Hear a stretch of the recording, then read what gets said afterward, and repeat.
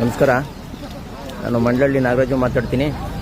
ನೋಡಿ, ಇವತ್ತು ಈ ಶಾನ್ಮಂಗ್ಲ ಬ್ರಿಡ್ಜ್, ಚಾನ್ಮಂಡ್ಲ ಚಿಕ್ಕಮಂಗ್ಲ ಬ್ರಿಡ್ಜ್ ಏನಿದೆ, ಈ ದುಸ್ಥಿತಿ ನೋಡಿದ್ರೆ ಎಲ್ಲ ಜನಸಾಮಾನ್ಯರಿಗೆ ಭಯ ಆಗ್ತದೆ.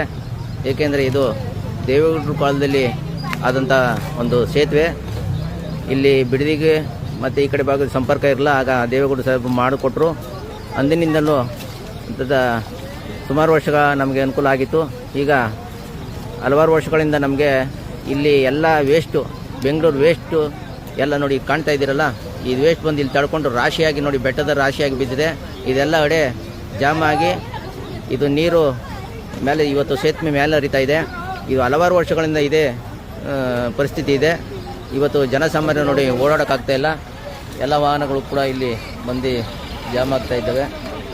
ಈ ವಾಹನ ತಿರ್ಕೊಂಡು ಬೈರ್ಮಳದ ಮುಖಾಂತರ ಬಿಡದಿ ಸೇರಿದಂಥ ಪರಿಸ್ಥಿತಿ.